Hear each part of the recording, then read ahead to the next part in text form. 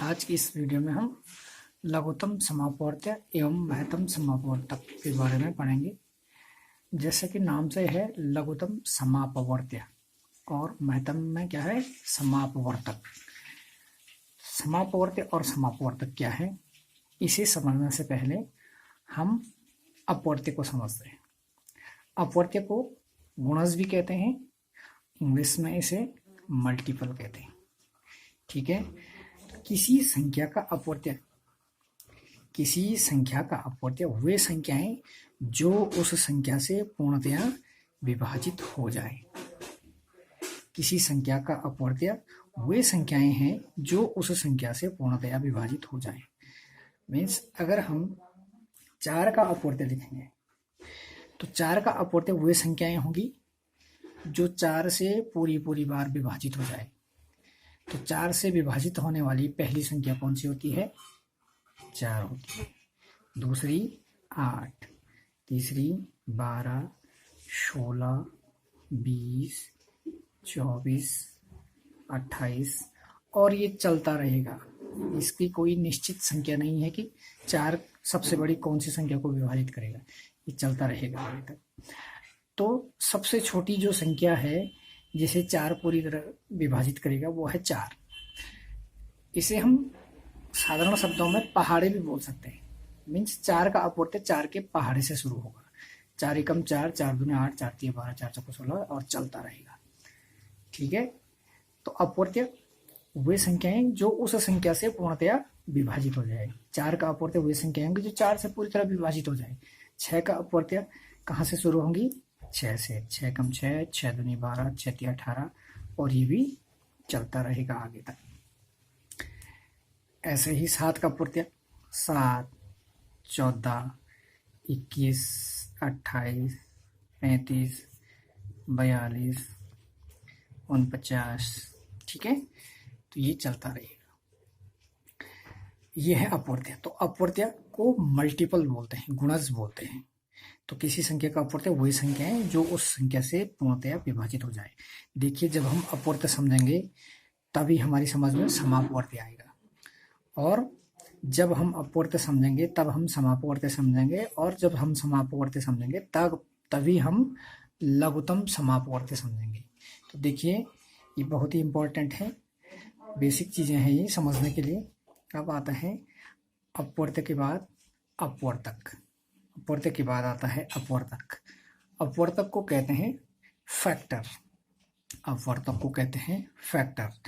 तो देखिए, किसी संख्या का अपवर्तक वह संख्या है जो उस संख्या को पूर्णतया विभाजित कर दे। दोनों में देखिए, अपवर्त्य और अपवर्तक में क्या फर्क है। अपवर्त्य में 4 का अपवर्त्य जैसे हमने पूछा तो वे संख्याएं जो 4 से विभाजित होंगी, लेकिन अगर हम अपवर्तक की बात करें तो 4 का अपवर्तक कौन होगी? वे संख्याएं जो 4 को पूरी बार विभाजित कर दें। मीन्स इससे पहले जो 4 से विभाजित होती हैं, जो संख्याएं 4 से विभाजित होती हैं वो अपवर्त्य हो गई, लेकिन जो संख्याएं 4 को पूरी बार विभाजित करेंगी वो 4 की अपवर्तक हो गई। तो इसे समझते हैं दूसरे तरीके से। किसी संख्या का अपवर्तक वह है जो उस संख्या को पूर्णतया विभाजित कर दे। अब देखिए, जैसे 10 का अपवर्तक है तो 10 का अपवर्तक में वो संख्याएं आएंगी जो 10 को पूरी बार विभाजित करती हैं। एक तो सभी संख्याओं का क्या होता है? अपवर्तक होता है, क्योंकि एक से सभी संख्याएं विभाजित होती हैं। 2 का भाग 10 में पूरी बार जाता है। 2 पंजे 10, 5 दूनी 10 और 10 एकम 10। तो ये 10 के क्या हो गए? अपवर्तक हो गए। ऐसे ही 15 का अपवर्तक क्या होगा? वे संख्याएं जो 15 को पूरी बार विभाजित करेंगे। 1 हो गया, 3 पंजे 15, 5 तिया 15, 15 एकम 15। 12 की अपवर्तक क्या होगी? 1 होगा, 2 छक्के 12, 3 चक्को 12, 4 तिया 12, 6 दूनी 12 और 12 एकम 12। तो यही फर्क है अपवर्त्य और अपवर्तक में। अपवर्त्य का मतलब कि जो संख्याएं 4 से विभाजित हो जाए वो 4 की अपवर्त्य होंगी, और अपवर्तक का मतलब जैसे 4 का ही निकालें तो अपवर्तक का मतलब होगा 4 का अपवर्तक कौन सी संख्याएं होंगी? वो संख्याएं जो 4 को पूरी बार विभाजित कर दें। तो एक तो विभाजित करती है और दूसरा खुद स्वयं संख्या को विभाजित करता है। ठीक है, तो ये आपके थे मल्टीपल इनफैक्टर्स, अपवर्त्य और अपवर्तक। अब अपवर्त्य से जाएंगे हम समापवर्त्य पे। ठीक है, समापवर्त्य, समापवर्त्य का अगर हम संधि विच्छेद करें तो ये होता है समधन अपवर्त्य। ठीक है, समधन अपवर्त्य, दो या दो से अधिक संख्याओं के उभयनिष्ठ अपवर्त्य को समापवर्त्य कहते हैं। ठीक है, क्या कहते हैं, किसे कहते हैं समापवर्त्य? दो या दो से अधिक संख्याओं का, उभयनिष्ठ मीन्स कॉमन, जो दोनों संख्याओं में हो। दो संख्याओं का निकालें तो दोनों संख्याओं में हो, तीन का निकालें तो तीनों में हो। तो देखिए, दो या दो से अधिक संख्याओं के उभयनिष्ठ अपवर्त्य को क्या कहते हैं? समापवर्त्य कहते हैं। अब यहाँ पे हम निकालेंगे चार के अपवर्त्य। तो चार के अपवर्त्य क्या लिखे थे हमने? चार के अपवर्त्य हो गए 4, 8, 12, 16, 20, 24, 28, 32, 36, 40, 44, चलता रहेगा। ऐसा नहीं कि 4 10 जा 40 होता है तो वहीं तक लिखना। ये अनगिनत हैं, असीमित हैं। ऐसे ही 6 का अपवर्त्य लिखा हमने, 6, 12, 6 3 18, 6 चौको 24, 6 पंजा 30, 6 छक्का 36, 6 7 42, 6 8 48, 6 9 54, 6 10 60, आगे 66 आएगा, 72 आएगा, चलता रहेगा। अब देखिए, समापवर्त्य का मतलब होता है उभयनिष्ठ अपवर्त्य, उभयनिष्ठ या कॉमन अपवर्त्य। अब देखिए उभयनिष्ठ क्या हुआ, जैसे 6 और 4 का हम अपवर्त्य निकाले तो इसमें उभयनिष्ठ क्या होगा? जो ऊपर और नीचे दोनों में हो। तो 12 ऊपर भी है और 12 नीचे भी है। इसके बाद 24 ऊपर भी है और नीचे भी है। इसके बाद 36 ऊपर भी है और नीचे भी है। ठीक है, तो ये लिख लो यहाँ नीचे। 4 और 6 का जो समापवर्त्य आया, ये आया 12, 24, 36, इसके बाद अगला होगा 60, चलता रहेगा ये भी। ठीक है, तो देखिए, जो कॉमन अपवर्त्य थे, जो कॉमन क्या थे? अपवर्त्य थे, उनको कहते हम समापवर्त्य। क्या कहते हैं? समापवर्त्य। और इसी समापवर्त्य में जो सबसे छोटा समापवर्त्य होगा वो क्या होगा? हमारा लघुत्तम समापवर्त्य। ठीक है, समापवर्त्य से लघुत्तम समापवर्त्य निकल गया और समापवर्तक से निकलेगा महत्तम समापवर्तक। दोनों शब्द कंफ्यूजिंग होते हैं, समापवर्त्य और समापवर्तक। तो देखिए, अपवर्त्य से निकला समापवर्त्य और समापवर्त्य से निकलेगा लघुत्तम समापवर्त्य, और अपवर्तक से निकलेगा समापवर्तक और समापवर्तक से निकलेगा महत्तम समापवर्तक। तो फिलहाल आप इतना समझ गए होंगे कि समापवर्त्य है क्या। ठीक है, इस समापवर्त्य में जो सबसे छोटा होता है वह होता है लघुत्तम समापवर्त्य। जैसे अगर हम बोलें 4 और 6 का लघुत्तम समापवर्त्य एलसीएम क्या होगा, तो वो होगा 12, क्योंकि इन समापवर्त्यों में सबसे छोटा क्या है? 12 है। तो इन दोनों का एलसीएम क्या होगा? 12 होगा। ठीक है, चलिए आगे चर्चा करते हैं। अब ये है, इसमें समापवर्तक। ठीक है, समापवर्तक क्या है किसी संख्या का? तो देखिए, समापवर्तक का मतलब होता है समधन अपवर्तक। समापवर्तक किससे बना है? अपवर्तक से। तो इसका संधि विच्छेद करेंगे तो यह होता है समधन अपवर्तक। दो या दो से अधिक संख्याओं के उभयनिष्ठ अपवर्तक को समापवर्तक कहते हैं।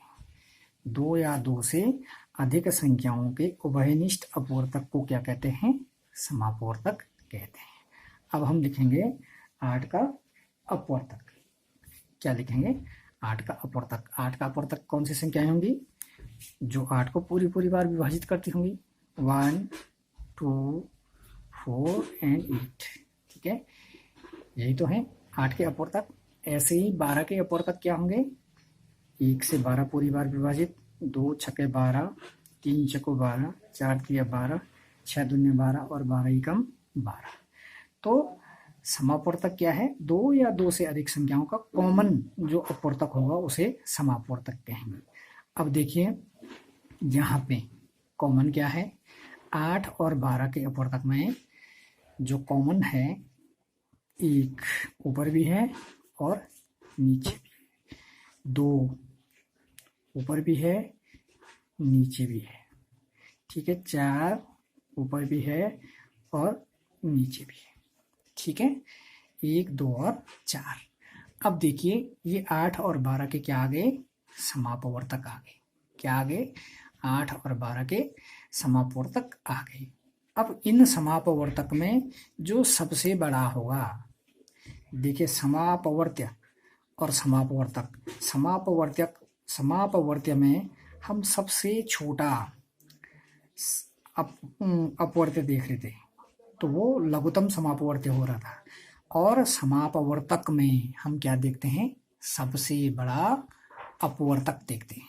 तो यहाँ पे देखिए 1 2 और 4 में सबसे बड़ा है 4, तो ये 8 और 12 का क्या होगा, महत्तम समापवर्तक होगा, क्या होगा, महत्तम समापवर्तक। इसको और क्लियर करते हैं नीचे, लघुत्तम समापवर्त्य, जो कि हम समझ भी चुके हैं यहाँ तक कि लघुत्तम समापवर्त्य किसे कहेंगे, ठीक है, ये निकलेगा किससे, समापवर्त्य से, समापवर्त्य निकलेगा अपवर्त्य से। अब देखिए इसकी परिभाषा, डेफिनेशन क्या है, 2 या 2 से अधिक संख्याओं का लघुत्तम समापवर्त्य बहुत छोटी से छोटी, क्या है इसमें, छोटी से छोटी संख्या होती है जो दी गई प्रत्येक संख्या से पूर्णतया विभाज्य हो। अब देखिए मीन्स इनका 4 और 6 और 8 का हमको अगर एलसीएम निकालना है, तो 4 6 और 8 का एलसीएम क्या होगा, बहुत छोटी सी छोटी संख्या होगी जो 4 से भी विभाज्य हो, 6 से भी हो विभाज्य और 8 से भी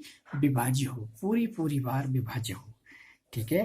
तो चलिए लिखते हैं इनके अपवर्त्य, इनके अपवर्त्य लिखेंगे पहले। तो 4 के अपवर्त्य हैं 4 8 12 16 20 24 28 और 32, इतना ही लिखो। 6 के अपवर्त्य क्या होंगे, 6 के अपवर्त्य होंगे ये 6 12 18 24 30 36 42, इतना बहुत है, ठीक है। 8 के अपवर्त्य होंगे 8 16 24 32 40 48, ठीक है।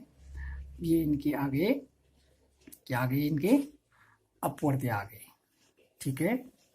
और जो कॉमन होगा वो क्या होगा, इनका समापवर्त्य, ठीक है। तो 4 6 व 8 की 4 6 और 8 का क्या लिखेंगे हम, समापवर्त्य, ठीक है। तो ऐसी कौन सी संख्या है जो इन तीनों में उभयनिष्ठ है, देखिए 4 6 12 12 12 16 16 यहाँ है, यहाँ है, यहाँ नहीं, 24 यहाँ है और यहाँ है, ठीक है, 24 है और फिलहाल इतना लिया हमने, इनमें कोई भी नहीं है, ठीक है।